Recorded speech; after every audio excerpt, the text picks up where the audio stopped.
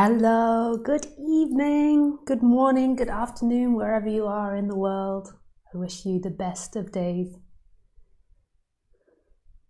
You can go on the bed, Khaleesi. On you go. You can go on the bed. Yeah, not this bed, that bed over there. Yeah. So before I begin the talk, what is the title of the talk?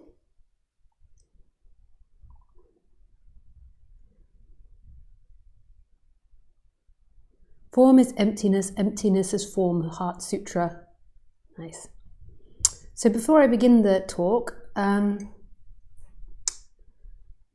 just want to do some advertisement. If you want to join me in a smaller group, then you can on the Zoom groups, which are normally every month, except when I'm doing events. You can find that on my website. There's a link below, I think. Also, if you want to join the Easter retreat, I don't think there are any hotel rooms left, but I think you can join from outside, like staying outside. And the last thing is, some people are confused about the times that I do live stream. I do live streams roughly every Sunday at 4:30 German time, 16:30 German time, or French time, or mainland European time.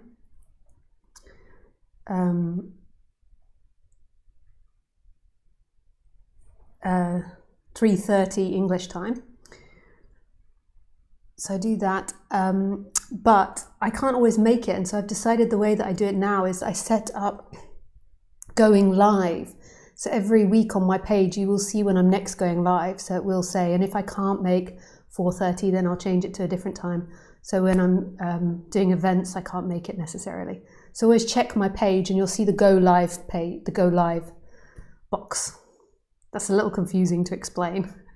If you don't understand, you can go to my website and read about the how it works on YouTube. It's got a YouTube Live and it explains it.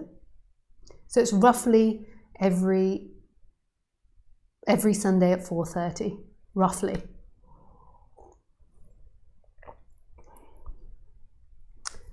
Nice.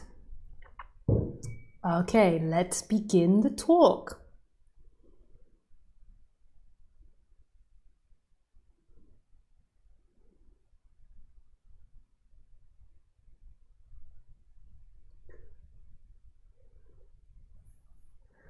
So, the Heart Sutra, emptiness is form and form is emptiness. So it's such a beautiful sutra, the Heart Sutra. I have to say, I do love the Heart Sutra, and it'd be nice if I had a printed out copy now that I could read to you all. But I don't. Maybe if some of you have a nice PDF copy of it, you could put it in the chat and then I can read it, but I haven't got enough time to look through to find it now. Yeah, it takes time to find a good translation of the Heart Sutra. But a quote in it is, emptiness is form and form is emptiness. This is quite intense title. It's quite intense to talk about. Yeah.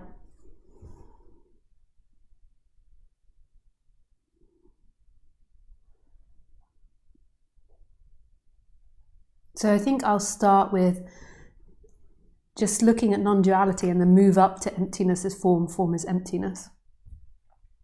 So every time you speak about non-duality, it's just a pointing to something, it's not actually it. So if you were eating watermelon,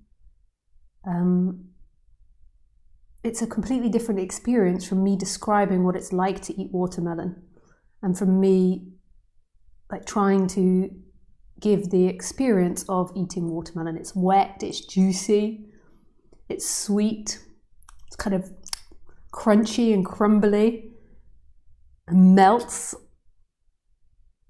and something wants to say, and it's red, even though that's not the taste. But it's very different from the actual experience of eating watermelon. I'm sure most of us have eaten watermelon. Yeah.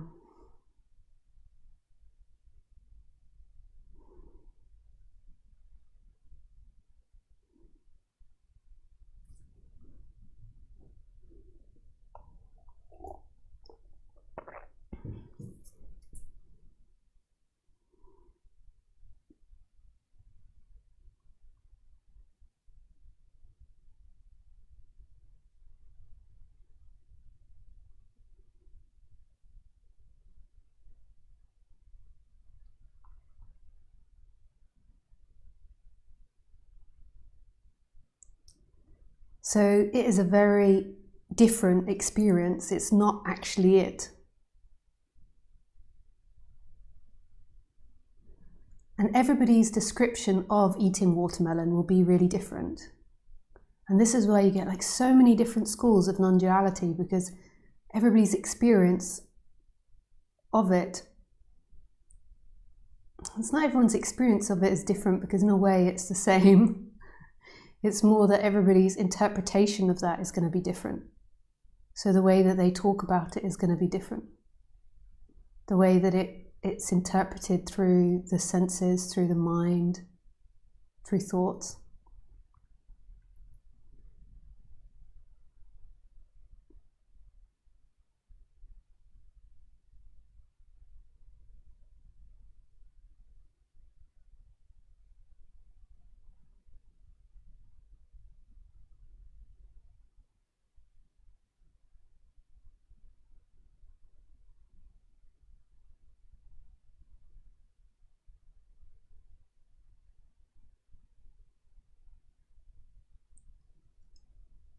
So the way in which I talk about it is going to be really different from the way Gangaji or Tony Parsons or Muji or Jeff Foster, Eckhart Tolle. It's going to have its own flavour to it. And it doesn't mean that any of it is right or wrong. It's all pointing to something. And you can go in at seemingly different levels of pointing to it, even though there aren't different levels.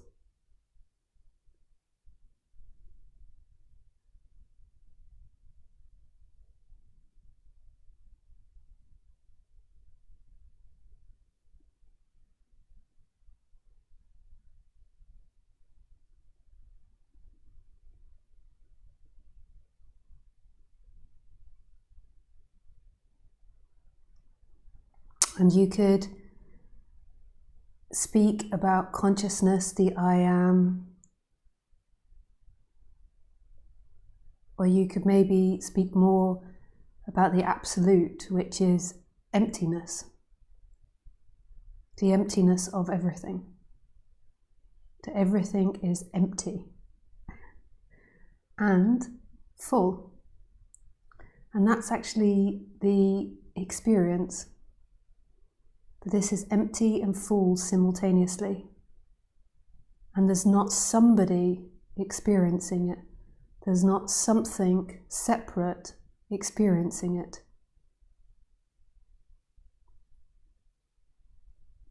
And that's super beautiful. But we're going to start more at the consciousness and the I am, and then work to that. Because in a way you could say, like eventually when you come to like emptiness is form and form is emptiness, the consciousness and the I am words can disappear.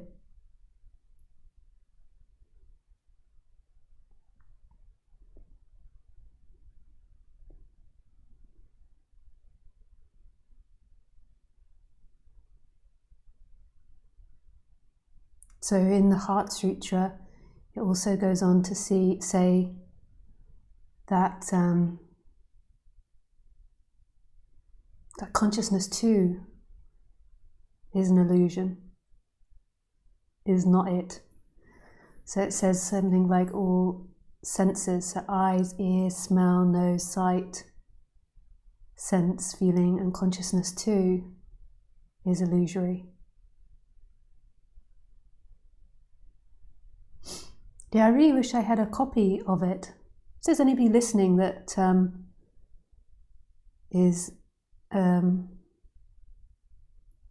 has my, I don't think you can send Heart Sutra, but anyone listening that can text me a copy of it. My favourite copy of it is the copy by Foundation of the Western Buddhist Order, which is now called something else. They changed their name, they're called Tratton or something. I can't ever remember their new name. Yeah, so if anyone's got my email or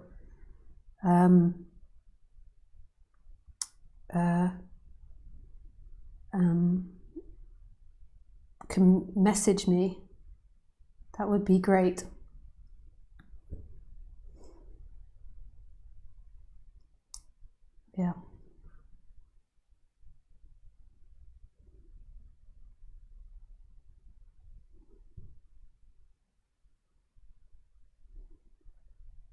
Thanks, Nick.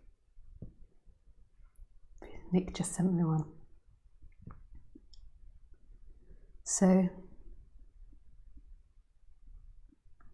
Avalokiteshvara Bodhisattva, this is the Heart Sutra, when practicing deeply the Prajna Paramita, perceives that all 5 skandhas are empty. So skandhas are senses. Excuse me if I pronounce the words incorrectly.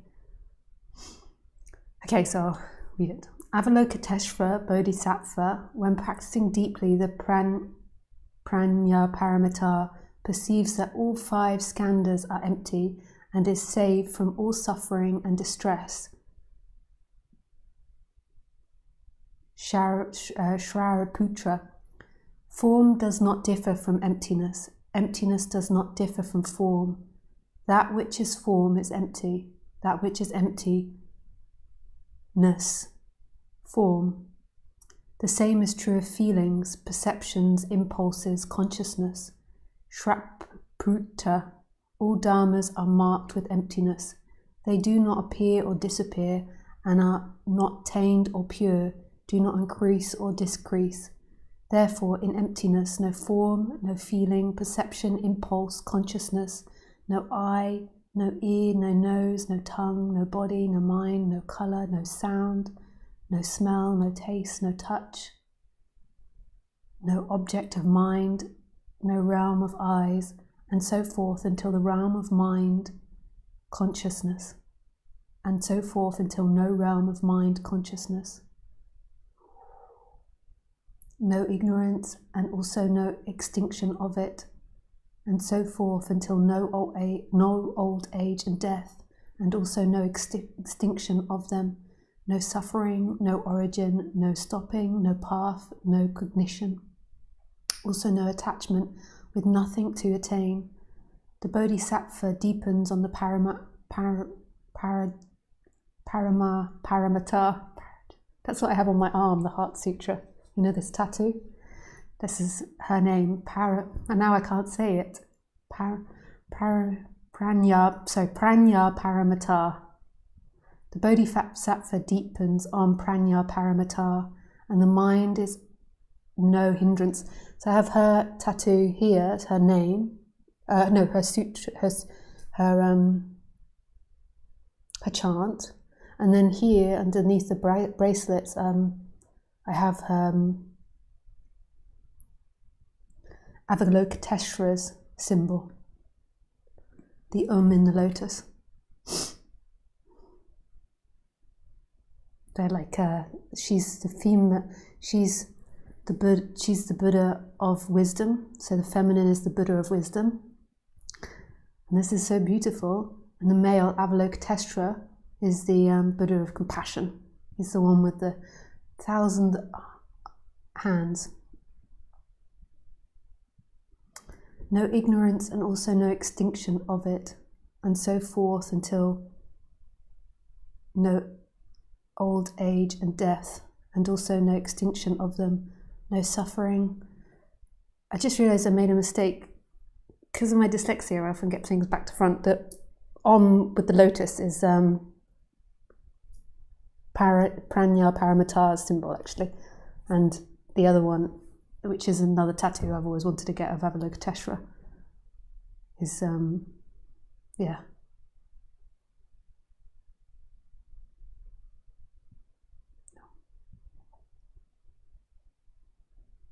no suffering, no origin, no stopping, no path, no cognition, also no attachment with nothing to attain. The Bodhisattva deepens on the Prajna Paramita, and the mind is no hindrance. Without any hindrance, no fear exists. Far apart from every perverted view, one dwells in nirvana, in the 3 worlds. All Buddhas depend on Prajna Paramita and attain a Nutra, Samkhya Sambodhi. Therefore know that Prajna Paramita is the greatest transcendent mantra, is the greatest bright mantra, is the utmost mantra, is the supreme mantra, which is able to relieve all suffering, and is true, not false. So proclaim the Prajna Paramita mantra. Proclaim the mantra which says Gate. So this is what I have tattooed on my arm. Gate Gate Pranya Paragate Pranya Magati Bodhi Swaha. Gate Gate Pranya Gati Pranya Gate Bodhi Swadva. I had to get it tattooed because I couldn't actually say it. Gate Gate Paragate Parasmagati Bodhi Swaha. Yeah, I need to chant that more often. Yeah. So it's so beautiful. So no eye, no ear, no nose, no tongue, no body, no mind, no color, no sound, no smell, no taste, no touch, no object of mind, no realms of eye, and so forth until no realm of mind consciousness, no ignorance and also no extinction of it, and so forth until no old age and no death and also no extinction of them. I think it's just one of the most beautiful sutras I've ever read. It's like, it gives me like tingles every time I hear it. It really does.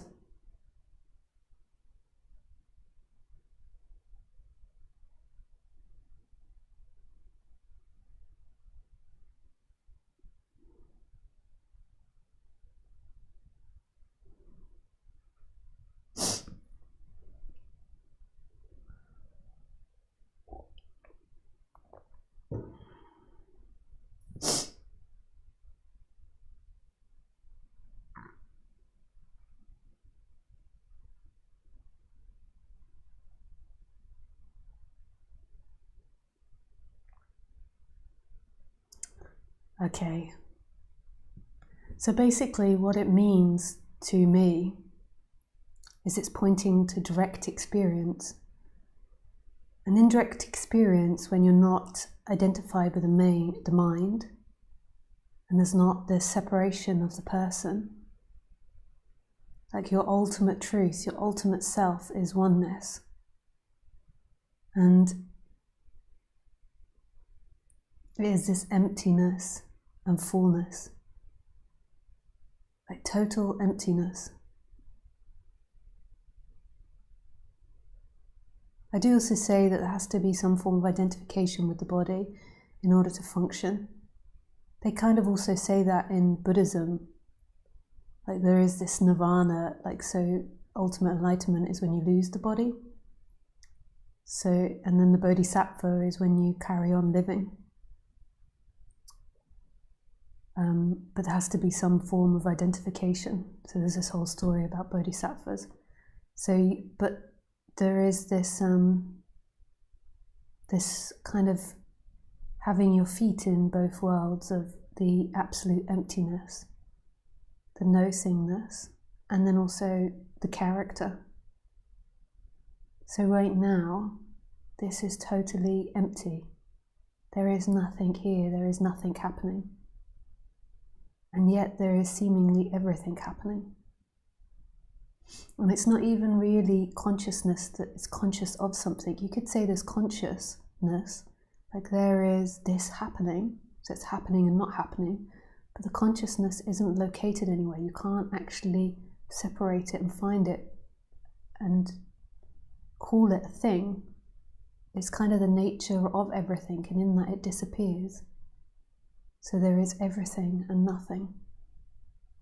So there isn't a consciousness which is watching, there isn't a consciousness that's separate. The consciousness is the appearance of everything.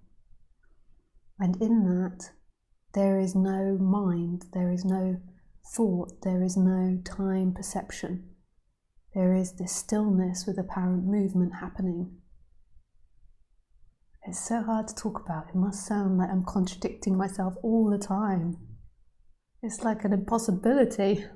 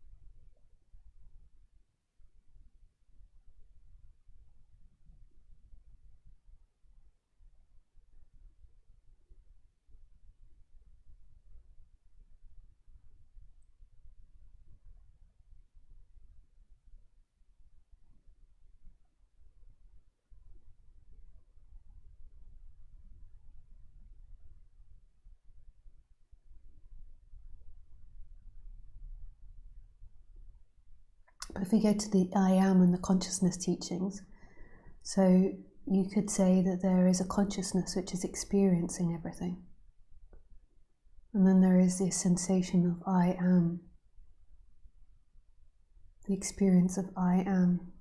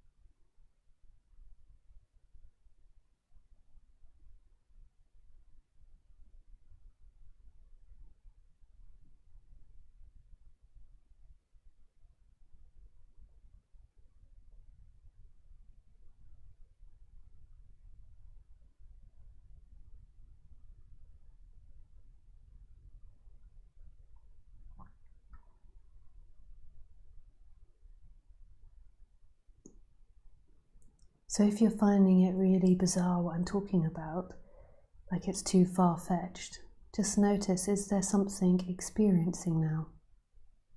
And who is it that's experiencing? So most people in society think, it is me, I am experiencing, and I am a person, I am a subject, and I am an object. And this is the identification with the character and with the mind. The belief that your narration, your story of what's happening is more true than what's actually happening. Whereas there isn't actually a character experiencing, a character is part of experiencing and is being experienced. And the way that you can explore this is notice in your experience, can something which is being experienced, like the computer or the table or the keyboard, be the actual experiencer? You could say it is the experiencer as in everything is experiencing, but when we're doing the consciousness teaching, it's like trying to pull out the consciousness first before you let the consciousness go back into everything. So anything that's being experienced cannot be experiencing. It's in the dream. So the consciousness is aware of the character and is aware of the mind, or conscious of the mind. It's conscious of the person that's sitting there and being like, I don't understand what she's talking about. She's a raving lunatic. She's really going off on one.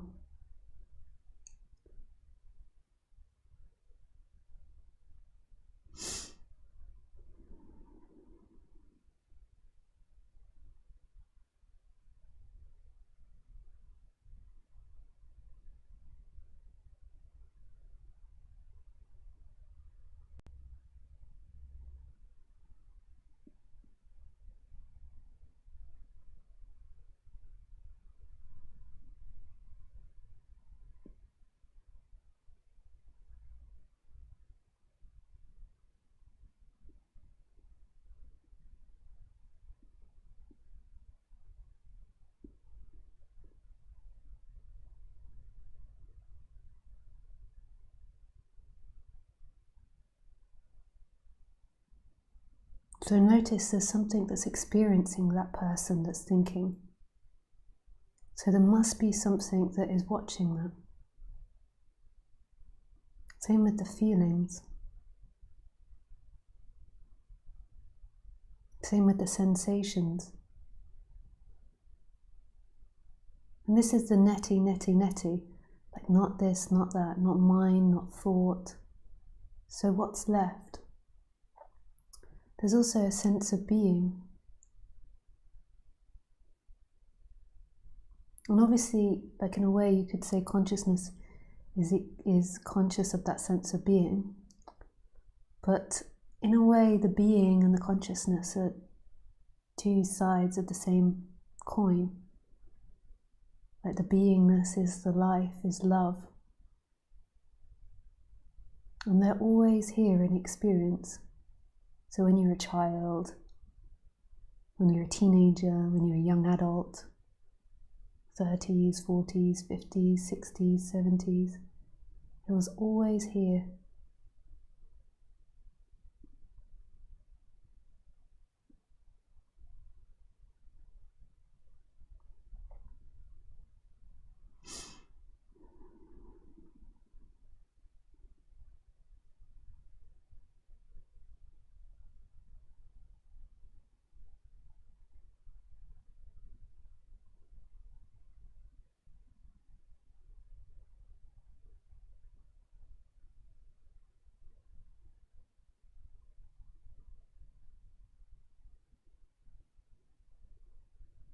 And these two things are totally empty and simultaneously everything. But they're not contained in one thing, so they're not just contained in the person or contained in the computer, they're in everything equally. So you might notice if you really begin to examine what consciousness is, you can't find the edge of it. So you could say everything is appearing in this one consciousness.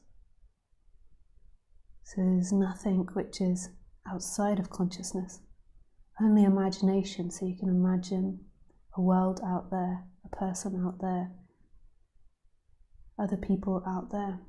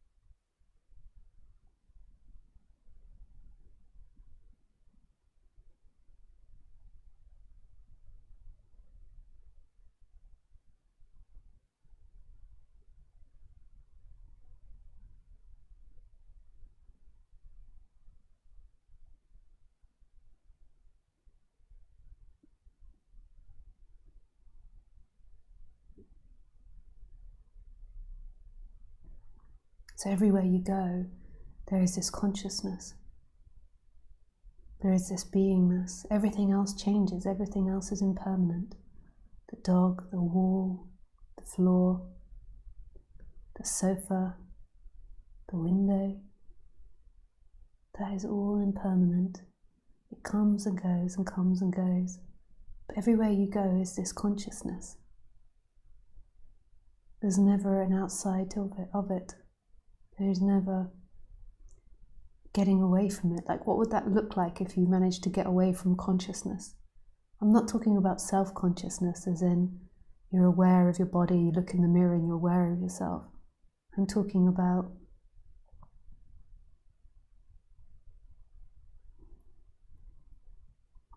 consciousness which is beyond that. I'm not talking about the subconscious either. There's so many words that we also use consciousness for. I'm talking about the big consciousness. Some teachers call it awareness, and some people call it consciousness, which is totally confusing.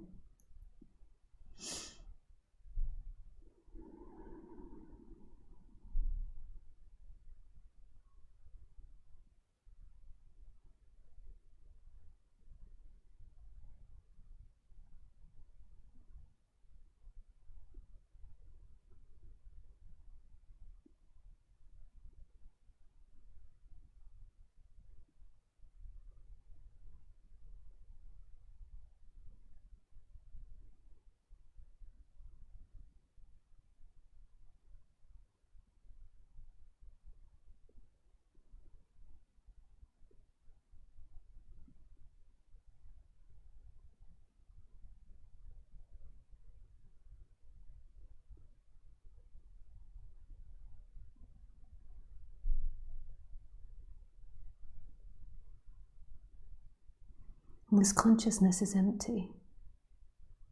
It's so empty. And the same with the I am, it's so empty. You could say the everything and the nothing, which is this moment.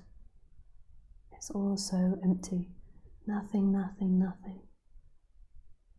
And it's eternal. And time is an illusion in it. So we think, oh my goodness, like, is everything. It's from the Big Bang until the end of life or something. But it's not like that. It's eternal. It's still, it's ever present. And it creates the idea of time. Just like when you're sleeping at night, you dream about a world, your life, or you have dreams that seemingly take on time. Just like when you watch a TV show on your iPad, it looks like it's all happening, but really you're looking at a screen, a still present screen that's just here, and then there's seemingly the movement of colours and voices coming out, making it appear like it's going through time. And that's what's happening here. Like everything is illusory. We take life to be a reality. We take this moment to be a reality, but everything is illusory.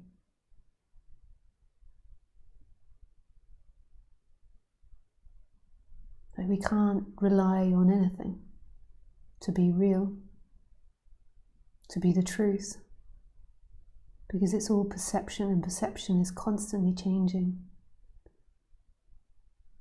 which can be quite scary. So you can't rely that this room is actually what you think it to be, because it's thoughts that are changing. You could say it's real in this moment, but only real as an appearance. Because if you also zoomed in, then things change. If you zoom out, it changes.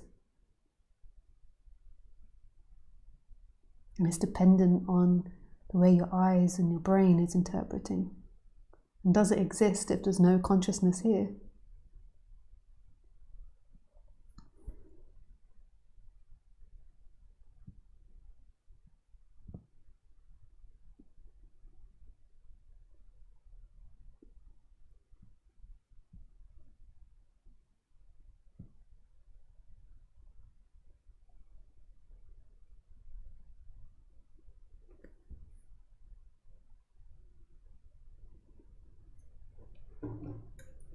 So there's nothing that's really real. And we as humans in the character get so lost in believing this life is real and suffer because there's a belief that this life is real. And I have to find my sense of freedom in this 80 years that I get to live. So I have to find meaning and purpose and happiness and joy in my 80 years of life. Whereas really your meaning and your purpose and what you're really looking for, your truth, is this moment, is this emptiness, this consciousness, and this I am, this emptiness and fullness, which is the last place that anybody ever looks. The person is always looking in something else. What else can I get? What else can I be?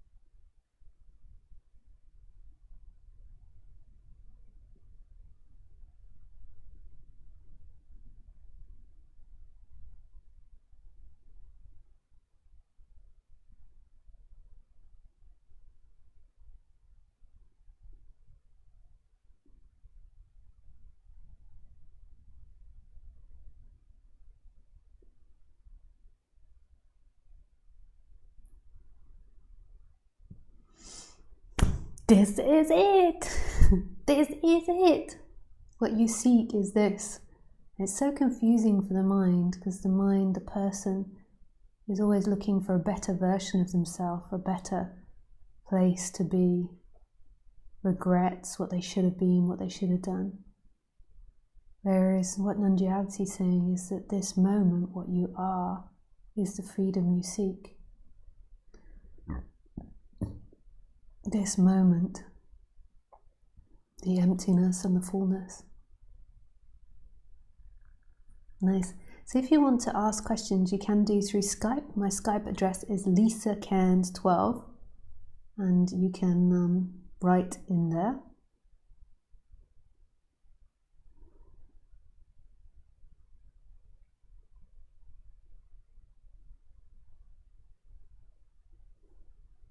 If you want to call in, please call me, and then I will call you when I'm ready. Oh wow, there's lots of questions already, I think.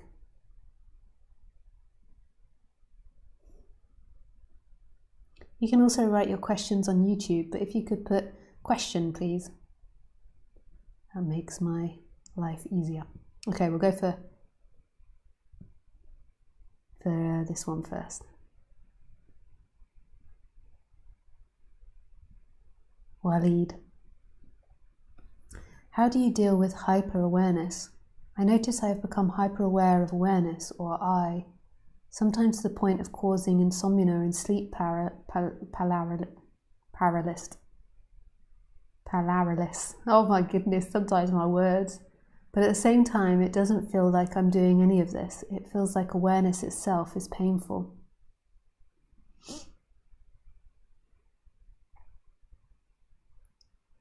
So the question is who is aware of awareness? So how can the person be aware of awareness? If the person doesn't exist, and the person is not conscious, so I'm going to use consciousness for awareness, so I'm just going to switch over. So if the person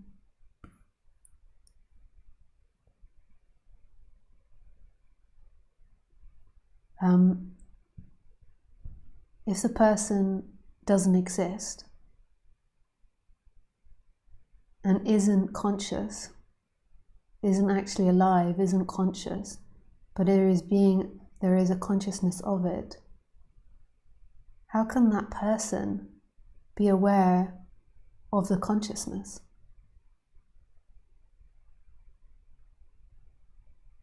So what I assume you mean is that the person is putting the attention in the personal awareness. So you're moving the personal awareness to personal awareness, but there's still something that's conscious of that. There's something that knows that's happening. If there wasn't something that was conscious of it, you wouldn't know it was happening. And then in that, I'm sure there's like glimpses, where the mind falls away, where the separation falls away.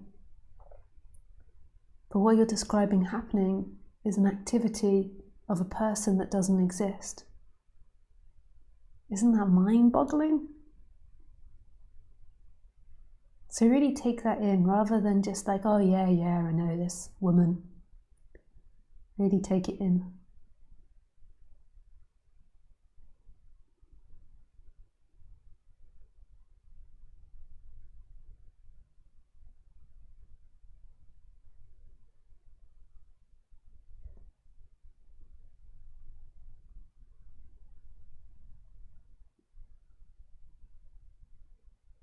So question 2.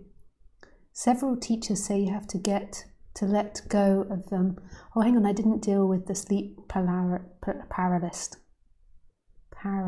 Sorry, I can't pronounce that word at the moment. Paralysis.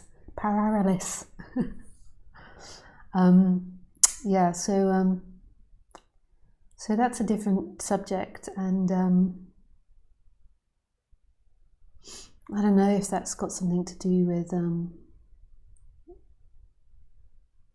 part of the awakened learning process, or there's something else happening there, that's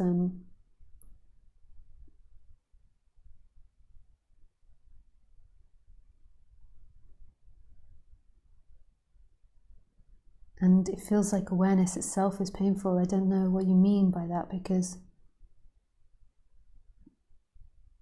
consciousness is free. It's not pain or pleasure.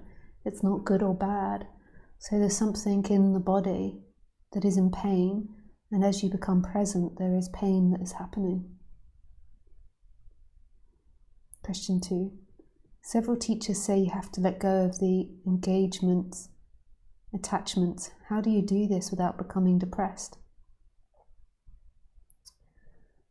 Yeah.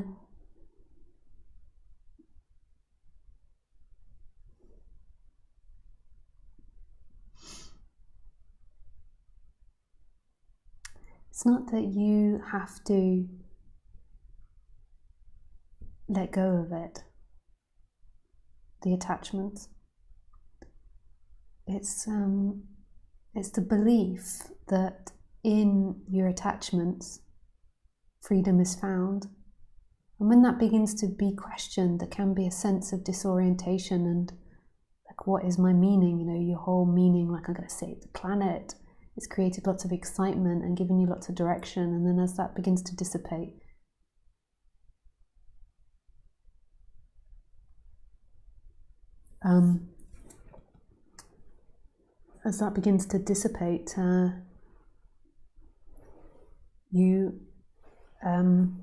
sorry, my Wi-Fi's just said it's low battery. I just can finish this. So as that begins to dissipate,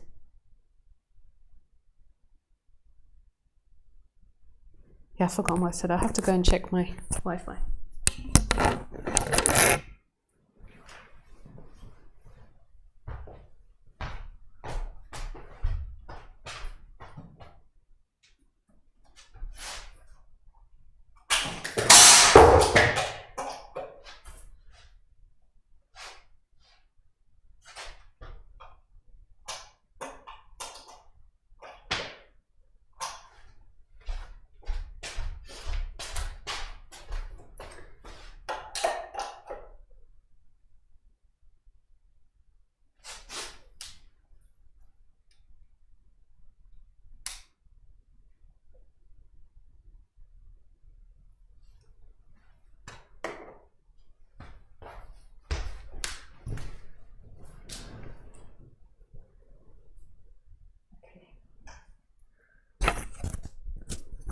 Yeah, about being depressed.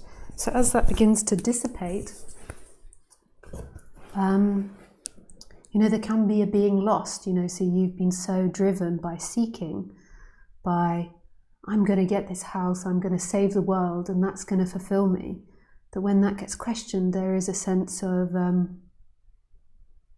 like lack of juice, because the excitement's been really high, like, yeah, here I come, I'm going to be like Superman, boom, boom. And then you're like, I think in Buddhism it's like called walking through the desert. But if you're going into depression, I would suggest that that's a different matter. So there's something psychological in the character, which was maybe there or underlying prior. And that's a different matter, and that's something that you could go to a psychologist or work with somebody that knows about these things to help you understand why depression comes. Often depression is there because of, actually, it's like a sense of feeling like you can't act. So it's kind of like repressed anger and frustration to the max. There's also chemical reasons as well, so that's maybe something different. But often depression comes because there's been a squashing of your anger and of frustration, and not feeling your emotions, just feeling anger and frustration, and then really repressing it, and then there's becoming depressed. And that's something different, so that's something you need to work on. So if you find yourself getting depressed, that's different from like walking through through the desert. The walking through the desert is more a sense of being lost and a sense of like just not having the inspiration. It's not depression though. I would suggest that depression was there prior and has been something in your life and needs to be something that you explore with somebody that's trained in that and good at doing that too. Yeah. Okay, thank you, Walid.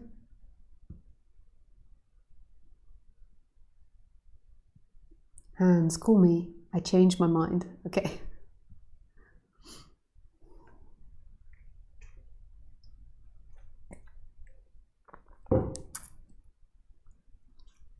Hi, Lisa. Good to see you. I see you are good. I'm overjoyed to hear you live this morning. I just have a comment and not a question.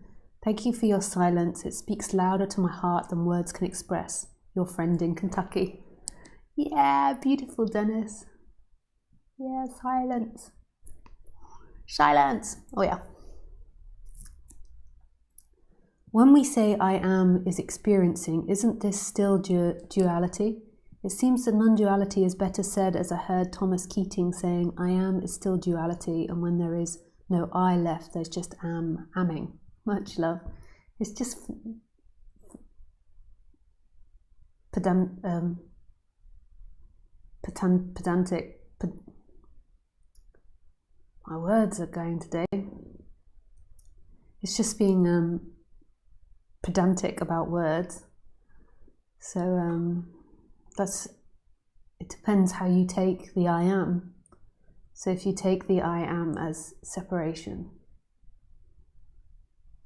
like so some people would just say amming, but it doesn't really matter what you call it because the words aren't it.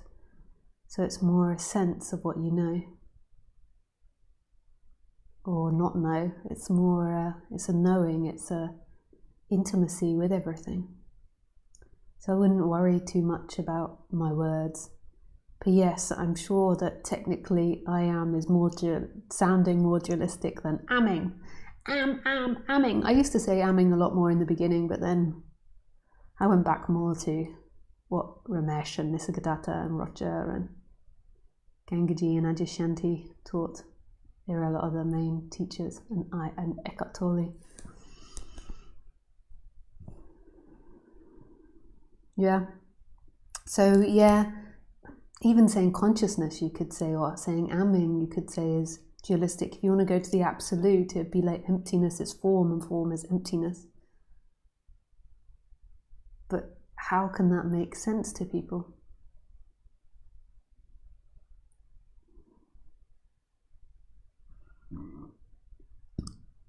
Pardon me. La da la da. La da la da.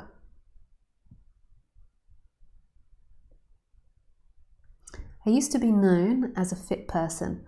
I worked out almost every day and hard. I love the feeling of being exhausted and the pain of muscle tearing because I know I'll look better and get stronger. But 2 years ago I had a period of not sleeping. Then I became obsessed with the possibility of not sleeping every night ever since. I'm afraid I won't have the energy to exercise or recover.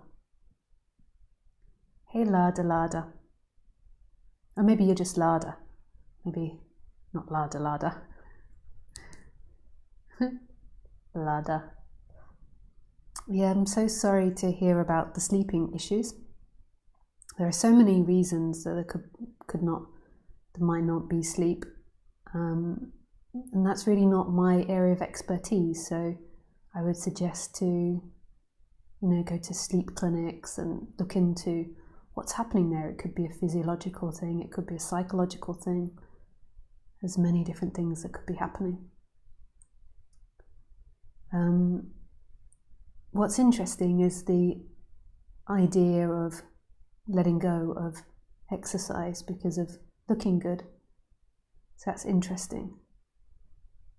So I presume there's lots of seeking in that, and there is a belief that in looking good and exercising, you will obtain freedom there. you'll obtain something innocent, something that's beyond you.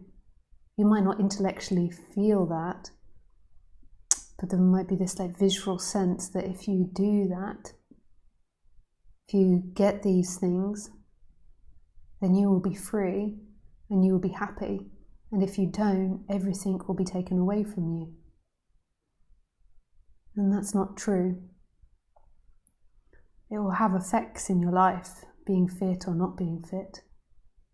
But what you truly seek and truly want is what you are, which is everything, which is this emptiness that's experiencing, the empty fullness.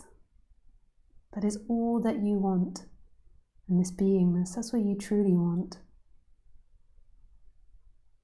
Because, your body's going to go, Your skin is going to begin to sag. If you've watched me for the last 11 years, it's interesting, or 12 years I've been on YouTube doing this. It's interesting to watch your face change over the years. You don't really notice it when it's not being recorded every week, but when it's being recorded every week, and you look back, 10 years ago, you're like, ooh, that's going to happen. And then I think once you get over at the age of 40, your body degenerates faster. I can't remember the statistics. So, your body's going to go. Your body isn't permanent. And kind of in the experience, if you're really present, the body disappears. There is no body. Your idea of your physical body and your image is more about your imagination of yourself and your imagination of what others are seeing you as. So it's more about this idea of getting love and validation and freedom or power in terms of other people. Because in the moment you don't really see yourself. There is just what's happening. There's the room, there's other people. And that is beautiful. That is the beauty. It's not about physical perfection. The beauty is in what you're experiencing right now. Right here, right now. I'm so predictable. And I'm going to say things right here, right now. I always think of so every time I say that, it's that Moby song. Is it Moby? My goodness, my brain is like a sieve today. I can't even remember what freaking tattoo I have on my hand. I am hilarious today. This actually was an effect of my awakening. So it was also the effect of my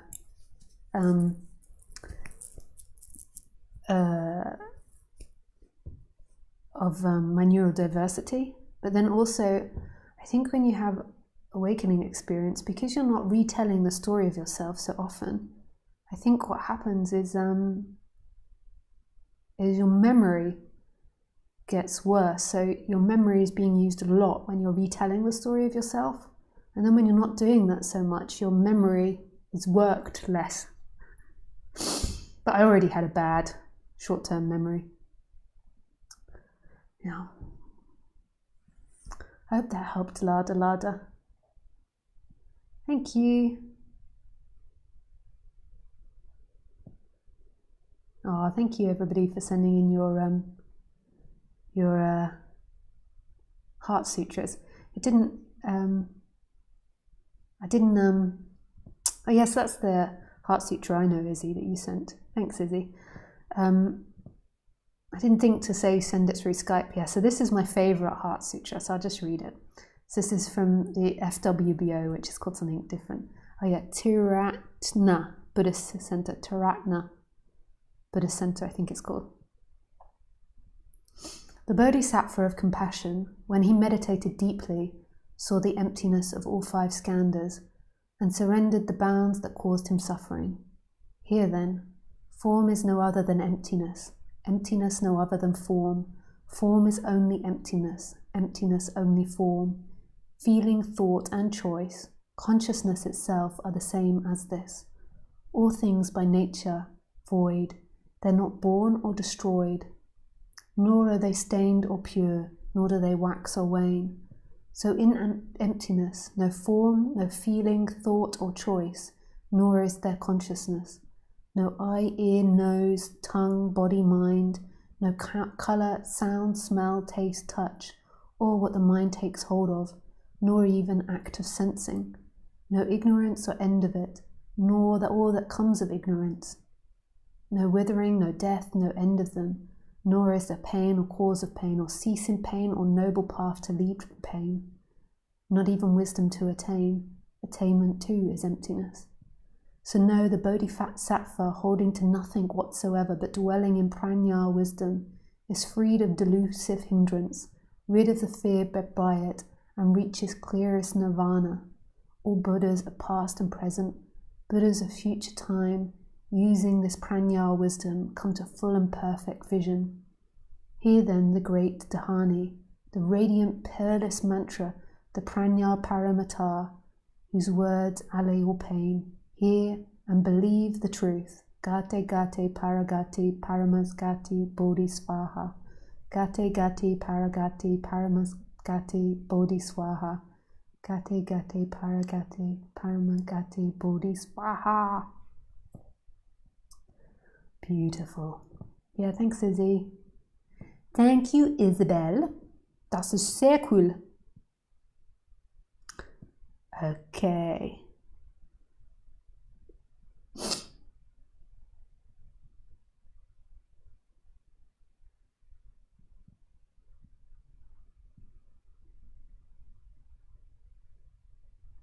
So, were any more questions in Skype?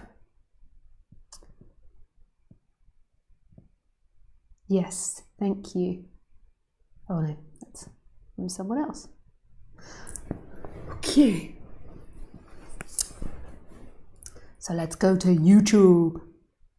Bang, bang, bang. So please put question if you're in YouTube.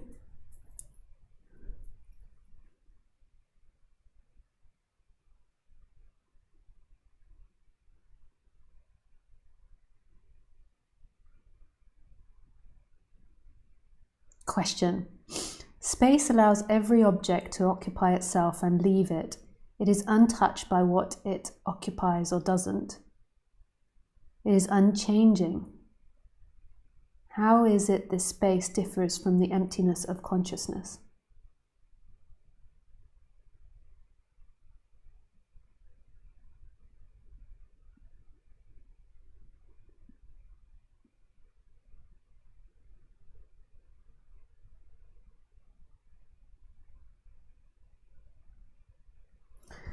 Well, I mean, like some people do call it space.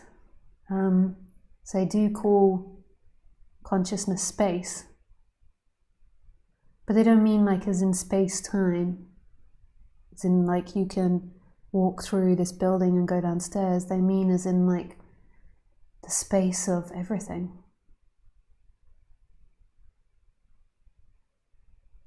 Like right now, there is infinite space. There is this huge space which is totally free, and everything is appearing in it. So I don't know if necessarily it is different. It depends on the person's intention and understanding of space when they use the word space. Like what is not allowed here? And the thing with nothing is that people think they're going to find nothing. So when you say empty consciousness or empty looking, which is all things, they then look for emptiness. But notice the emptiness is right here. It can't be found as a thing. It's not found as like, oh, I found this emptiness. I found this place of emptiness where everything's appearing from. It means absolutely nothing. Emptiness, like this is appearing from nowhere. It only appears from somewhere when you imagine it appearing from somewhere. You imagine this room has appeared from the past. Whereas this room hasn't appeared from the past.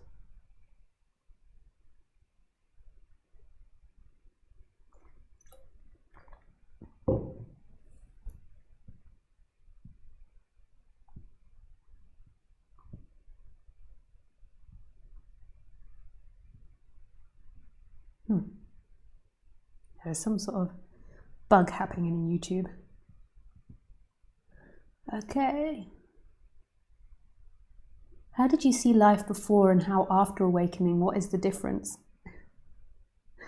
You could say in one way, nothing, and then the other way, because there is no awakening, because who awakens?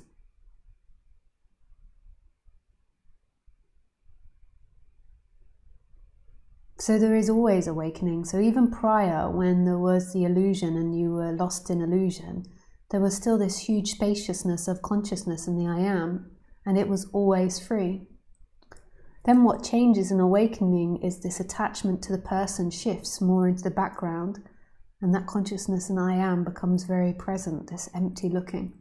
So the feeling of you is the no thing, everything, the emptiness and fullness, the consciousness as everything, and that I am the love. And the person, the character, is more a functioning that's in the background and comes more or less present when it's needed.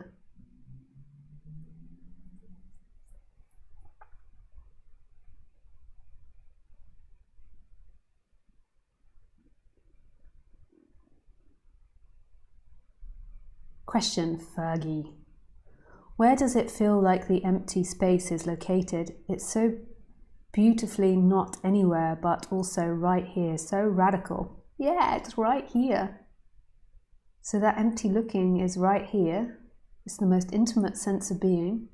So there is nothing looking out of your eyes at the moment, and yet there is everything. So there's nothing experiencing out of your senses, and yet there is everything. And that is who you truly are.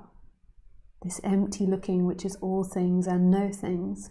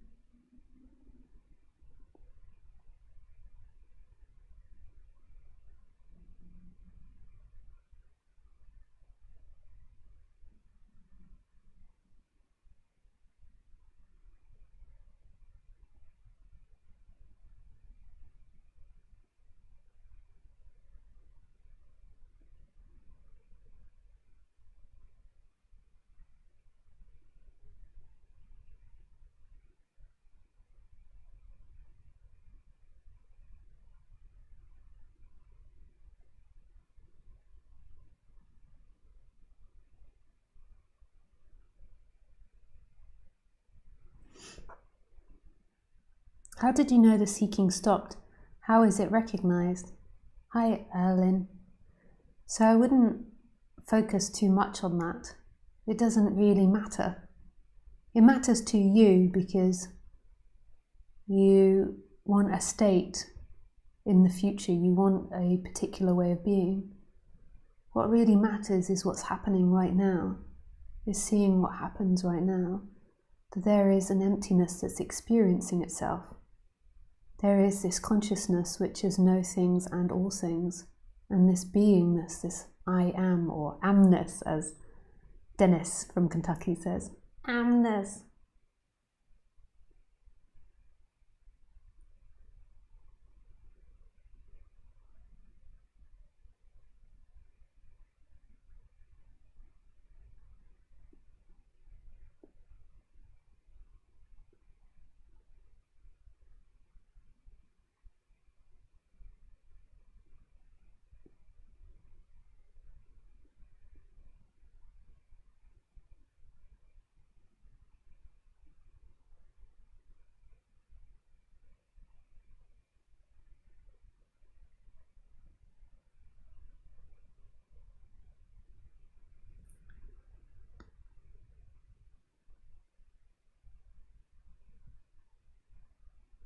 Question. Hey Lisa, what is the point of spiritual practice if the practitioner doesn't exist? There's no one who can choose if to practice or not. Yeah. But practice happens, right? Or doesn't happen. So there's an appearance of person that chooses to practice or not practice. So I don't really, my intention really isn't to give practices, but over the years I've compromised, and I do suggest to people to either put their attention back in the I am, or to settle down the person by going to therapies or doing body work, yoga, qigong. And it's not to get that person to be enlightened, it's to settle down the character. And the character, to me, is habits and conditions of the body, which might have existed prior to the body in previous lives. And so it sort of, you could say, belongs to the body, and it's a pattern that keeps arising. And so practices help the body and help that illusion settle down. But it's not about that person getting to something. Most people think that there is a me inside here that is going to practice something, and that me inside here is going to arrive at something. But to me, I just see the person, the character, as a functioning that's happening along with the body, just like the heart beating or the voice speaking or the eyes looking. And it's something that's appearing and disappearing with the body. And a character is needed for complex interaction. And doing these practices can help settle it down, so get to a balanced character. A lot of the time I notice that people come to non-duality, and some come and they've done lots of work on themselves and their character is relatively settled, and they have a happy story or a semi-happy story, even though they still long for freedom. And then there's other people that come and they're really in chaos and hell, things have really gone wrong for them, and they've really got to a difficult place in their life. And just saying non-duality to them, I think, won't be heard because they're in so much pain. So I would recommend to those people to calm the story down. And the story is habits and conditions of the body. So if you've spent the last 10 years in a really stressful job and really exhausted yourself, there's not actually a you there that's exhausted, it's the body. And then the character arises as exhausted, as bad-mooded, as depressed. Same if you've had a really difficult childhood, you might have a lot of problems socializing and interacting with people because there's lots of fear for people. And that's not you, there's not a you there that owns that is a condition of the body. You put the person into a social situation and then fear arises and they start acting awkwardly or defensively or angrily. And it's just a reaction of the body, and it creates a character that we all call us, but there is no us. So you can calm these things down through doing therapy, body work, practice of moving the attention to the I am. But that person doesn't wake up, like you say, because that person doesn't exist. It's a habit appearing. So what is it that's beyond that person? What is experiencing that person in the heaven and hell? In the good states and the bad states? Who or what is experiencing that person?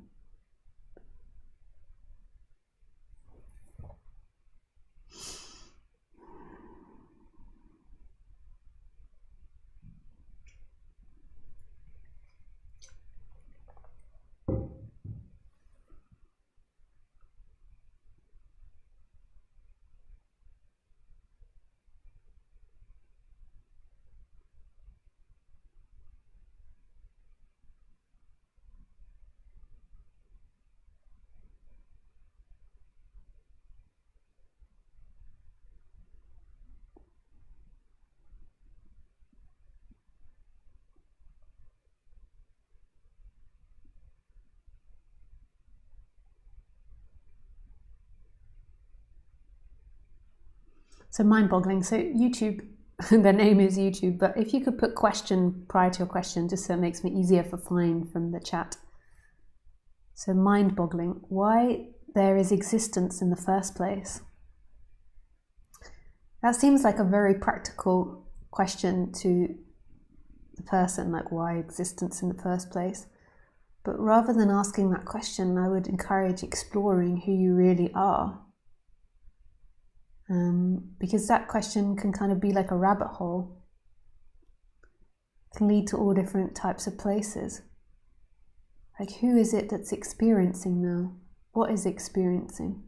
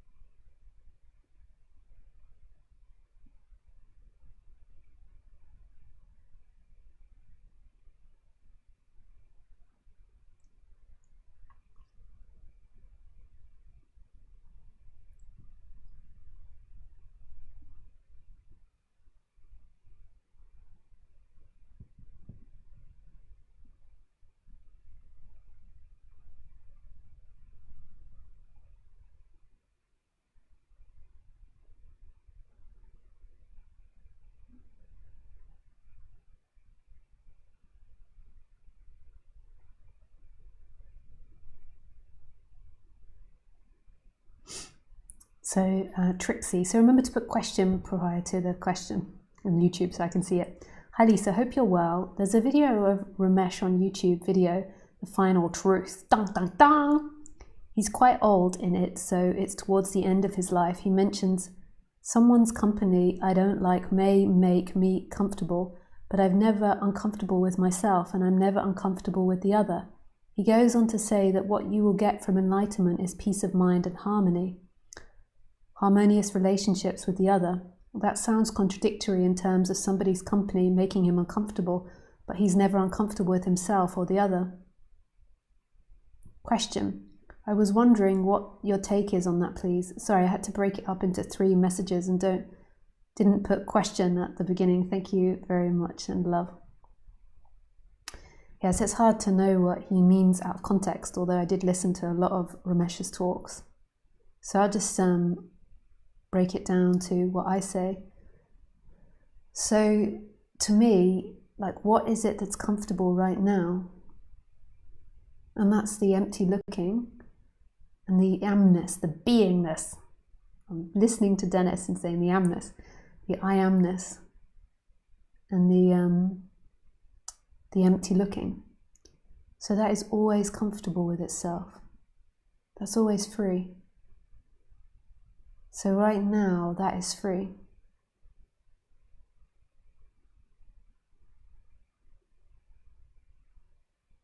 That's totally comfortable. There's no rejection, there's no pull and pushing. It's just total acceptance of itself.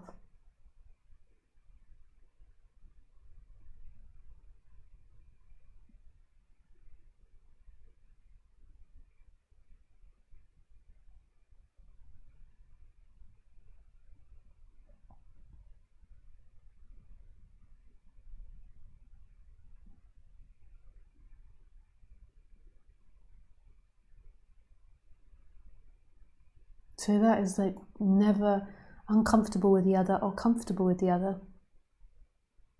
That's free. So say now if someone came in and started shouting at me and being verbally abusive, my character would respond most probably with fear, agitation, a sense of wanting to leave and get away from that. Or maybe standing up for myself. We don't know what the character would do. So on those levels, there can be comfort and discomfort. And it's always on those levels that the person is looking to free itself. So it's like, okay, when I get enlightened, I'm going to always be comfortable with everything. But I feel, and so in my experience and the way I teach, is that that's important, that's something important that can arise and needs to arise.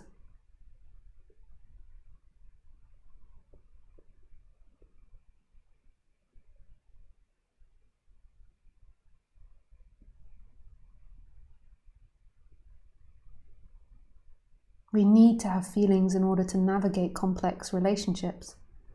But there's a part of us that is beyond feelings, that's beyond ideas, beyond reactions, and that is always comfortable. Always comfortable.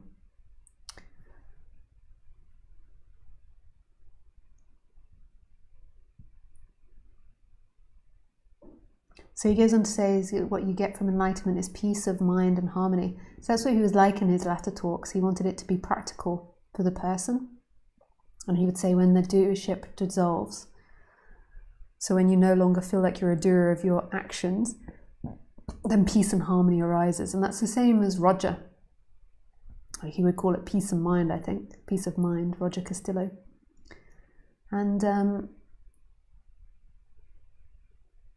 And that's true to an extent. So the character, so the person, the character, that's what I would call the character, becomes a lot more peaceful, a lot more grounded in itself. It can still have anger, like Ramesh said. I remember just after the Mumbai shootings, Ramesh said, I'd be the first person to run away from someone with a machine gun, and I would be scared. So it's not like you imagine it, like not having emotions. It's like a deeper peace.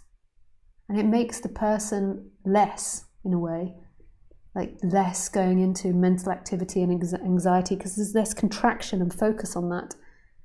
And there's not believed that if I get to a place of perfect enlightenment on the human level, that I will be free. There is a freedom that's beyond that. That is this empty looking and this beingness. And that is what you really want.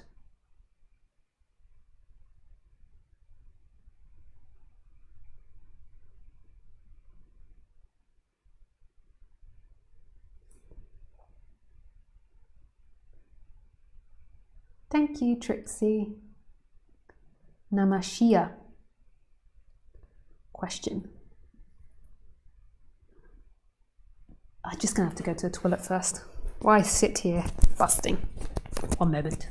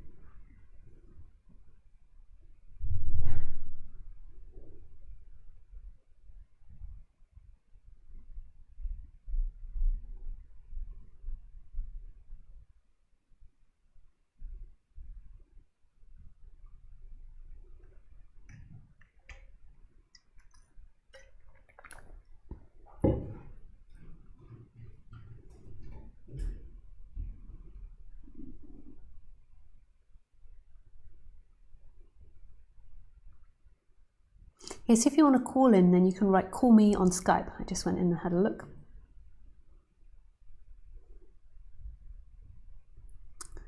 Okay. And if I miss your questions in YouTube chat, it's hard to find them, you know, because it also pulls you down to the bottom as well. Question. Hi Lisa, what does it mean if your girlfriend suddenly wants no contact anymore? This causes me a lot of helplessness and sadness, feeling shocked and not knowing how to handle it. Can you help? I think it's better that you speak to somebody about it. Like, there's nothing wrong or unenlightened to, you know, reach out to energy workers, psychologists, people that do one-to-one sessions. But in this talk, that's not exactly what it's about.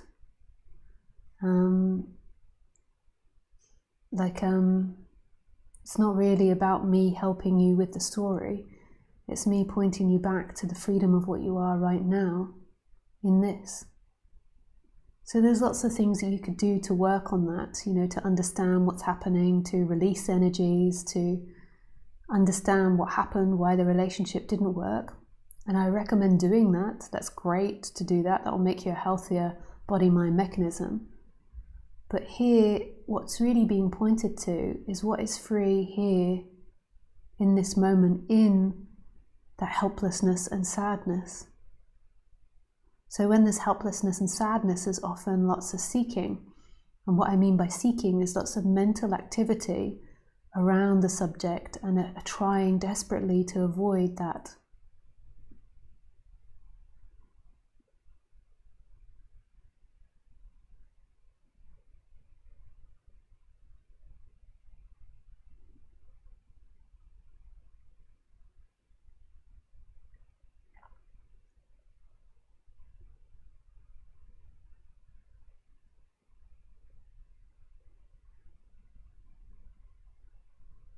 So what else is happening here?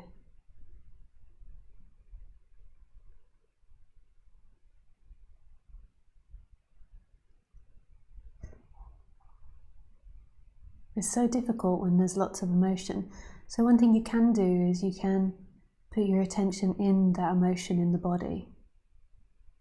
So the sadness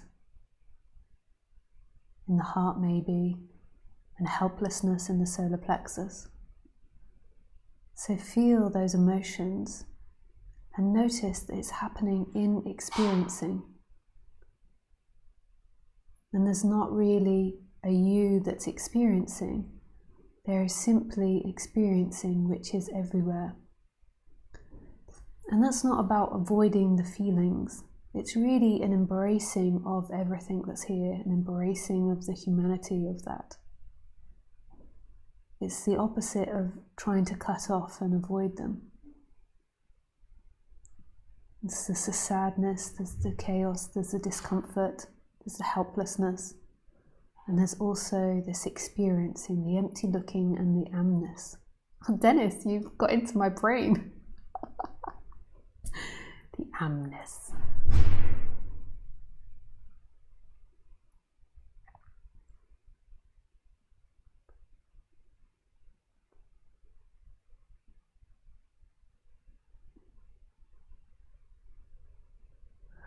Yeah, thank you, Narish Ma, for your question.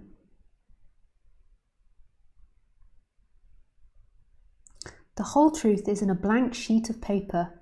Do you see how nothing and everything are in perfect union? Union is love, therefore love is all there is. Ah, beautiful, Michael.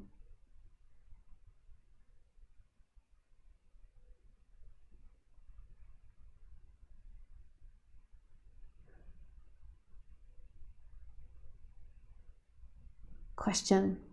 Larry, do you think life was consciously put here or just an accident of molecules interacting and evolving? I don't think it was either.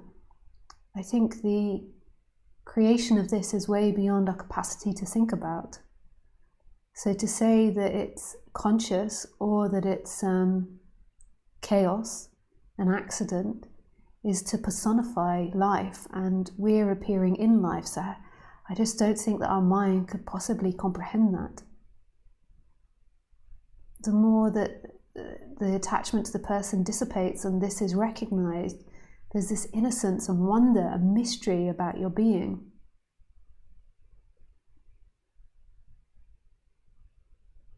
This is it.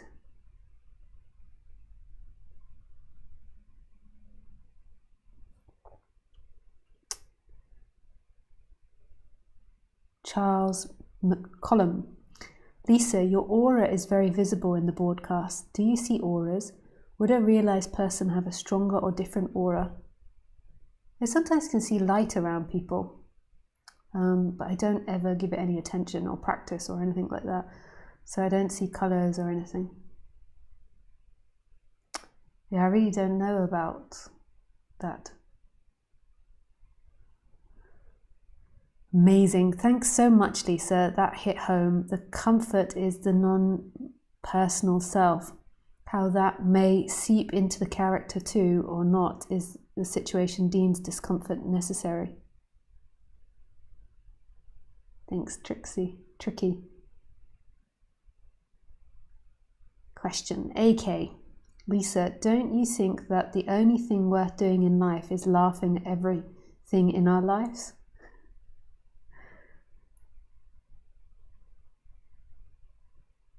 Well,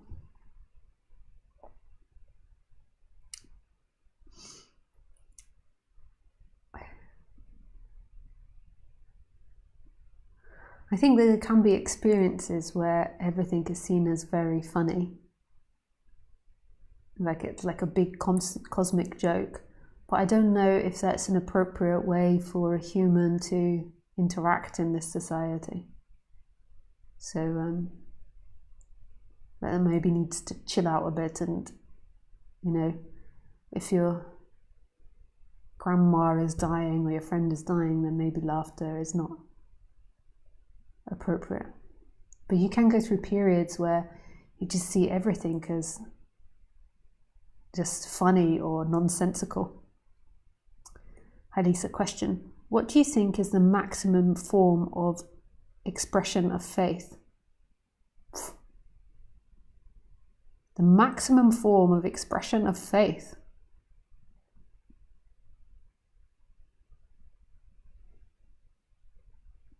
Yeah, I don't know about that.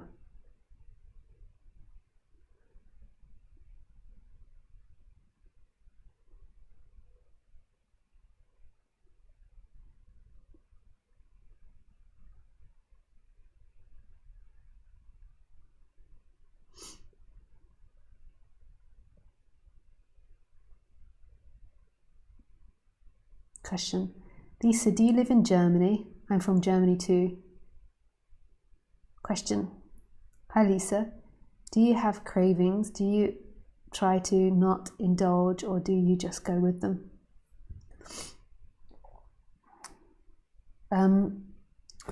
Sorry, so just back to the question of where I live. I don't think it's appropriate for me to discuss where I live online. It's nothing personal to you, Fergie. But yeah, I did think it's appropriate for me to say that. Yeah. I live on the planet.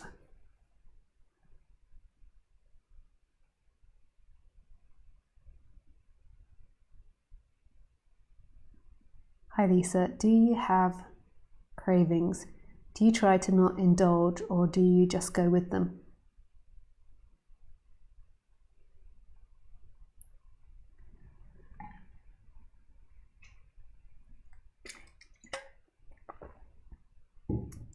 I'm not sure what you mean by cravings, if you mean it in the Buddhist term where it's like craving for peace, or craving for yourself in pleasure. So craving for the absolute in pleasure. So it's like dreaming that you get a house and then you crave to get that.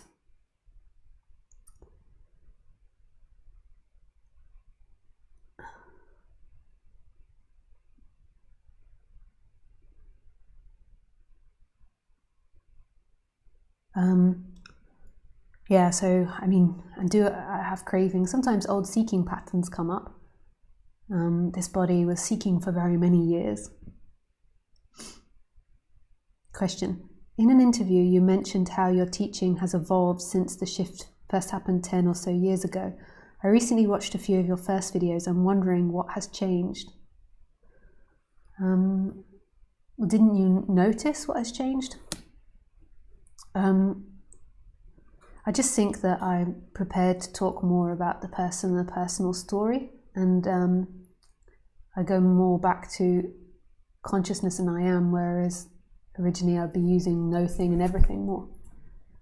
So yeah, that's I suppose what's changed, but it might not sound that big to you.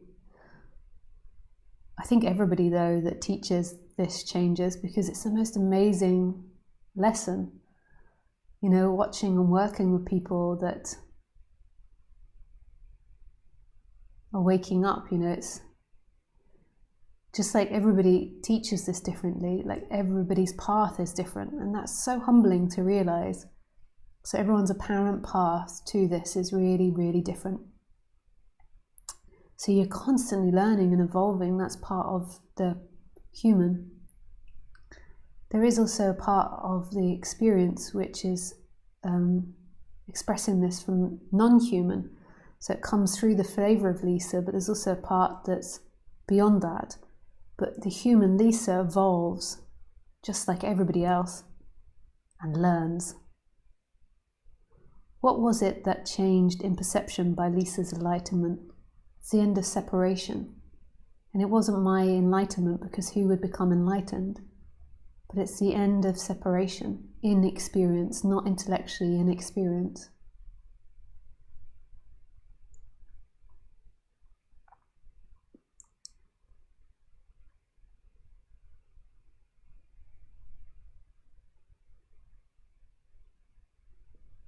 Haley, I can feel a more integrated approach where in the beginning there was an intense pointing to there being nobody here, but since then you said you've relaxed on the no self thing. Yeah, so there's more a willingness to, I would say, speak about the person. But what I'm finding lately happens is that I'm recommending people, go and do that work outside of the talks. So in the beginning, I just negated the person. Then there was a period of speaking about the person and non-duality. And then I think lately, I don't negate the person or the experience, but I encourage the person to work on it. But I still try to point more to non-duality now. But I suspect there'll be many phases. If you come back in another 10 years and I'm still teaching, I'm sure there'll be many phases of teaching. In a way, there isn't the ultimate teaching. The ultimate teaching is yourself in a way. It's not what somebody expresses. So here there is a trying to point back to yourself, not yourself as a person, but yourself as the absolute.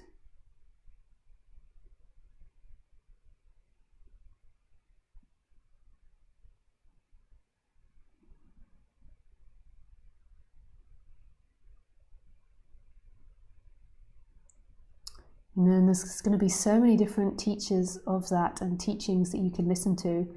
And it's really not about doing or not doing or what's right or what's wrong. It's always in every moment a coming back to what is true. What is true right here? What is really happening right here? Right now.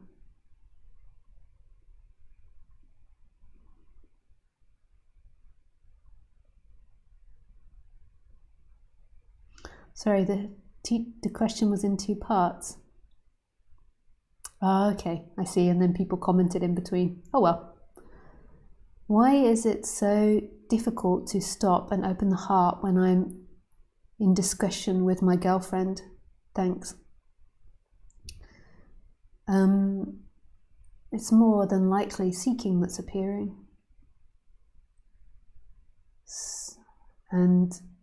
And a strong identification with you and with them, that she is there and you are there.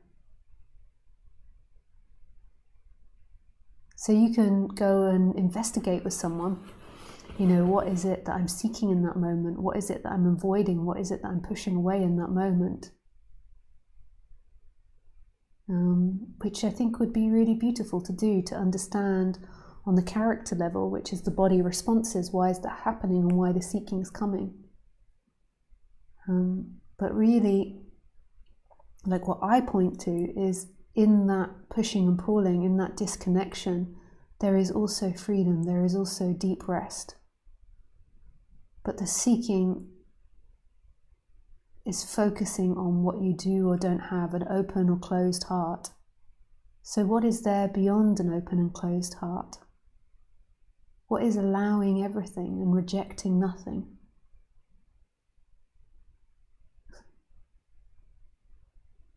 What is it? What is love beyond the heart being open or closed?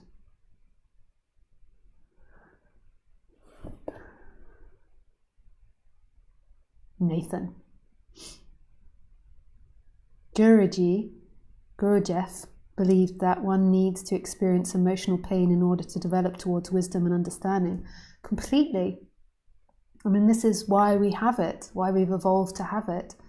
It's a learning, it's something to learn. And now, you know, we've become too identified with it because that was important in our evolution. And so now there is a process of disidentifying with that person.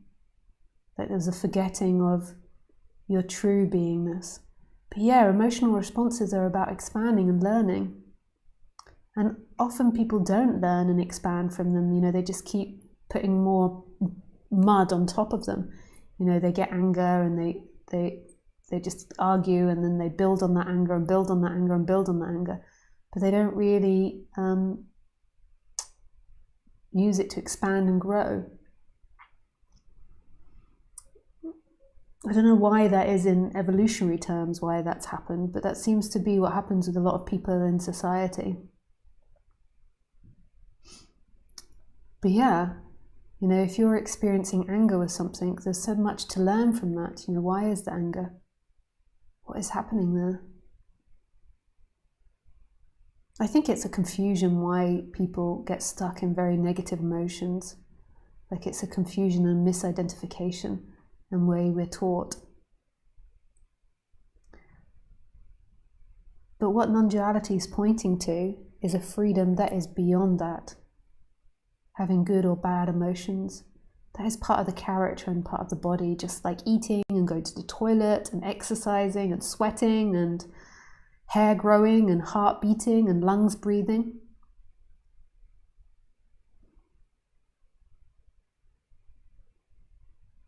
But what is it that's beyond that?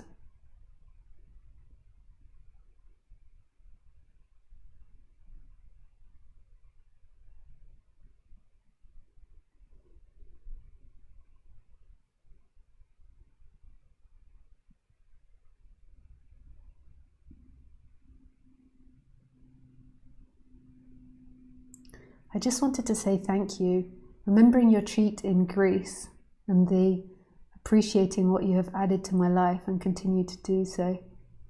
Hey Kelly. Oh, thank you, Kelly. That's really beautiful.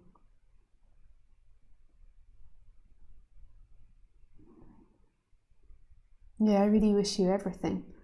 And thank you. We are one.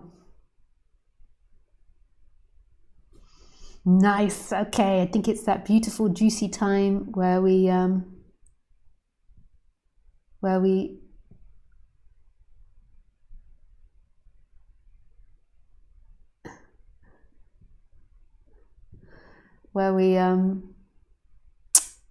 meditate. Sorry, I just got distracted by somebody's message where they said, "You look smoking." And I thought they meant I'm sitting here like, it looks like I'm smoking, like smoke is coming up. But then they said with the weaved hair. I got confused, like, how can it look like I'm smoking? Like, thank you, that's very sweet. Smoking, smoking, smoking. It's very funny because my mum has a hairstyle like this. You know, when you do your hairstyle, you don't really realize it until you've done it, and then you look at yourself in the mirror and you're like, oh, hello.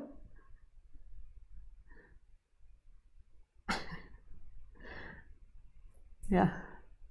My partner used to make a joke, you know, when he was speaking about my mum, he'd be like, she was, oops, sorry, bobbed hair like that. Okay, so just a couple of reminders. If you enjoyed this video and want to support it, then make sure you subscribe and you like it. That will support the videos. There's also another channel called Lisa Cairns Video Clips Osborne channel. I think that's the name of it. It's not my channel, and the owner edits short clips of these talks, and you can find that link below. You can find it on my channel. It's I think it's in the box below, but if not, you can find it on my channel, like associated channels. Yes. Also, if you want to join my monthly Zoom meetings, you can find more about that on my website. Also, if you want to join my retreat, you can find out about that on my website.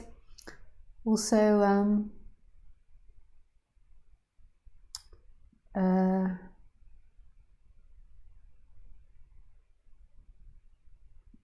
what else was I going to say? Yeah, just timing. Generally, I try to do the talks every Sunday at 4 p.m., 4:30 French time. But please check on my YouTube channel to see if there is a going live. Like, it will tell you when my next talks are on my YouTube channel. And you can subscribe to that and it will give you notifications. Cool. Okay, let's meditate. Yes.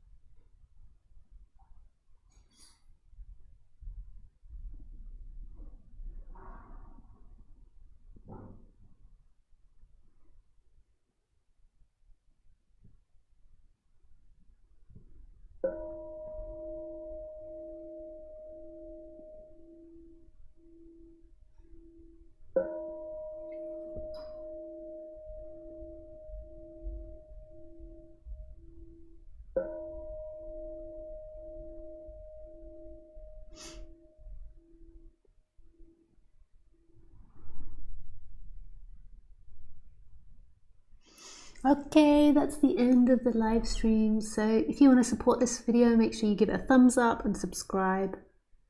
And I wish you everything. I won't be, before I do that, I've just got to remember, I won't be here next weekend.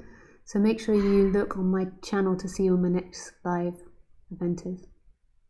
My next live YouTube talk is. But yeah, I wish you everything, every God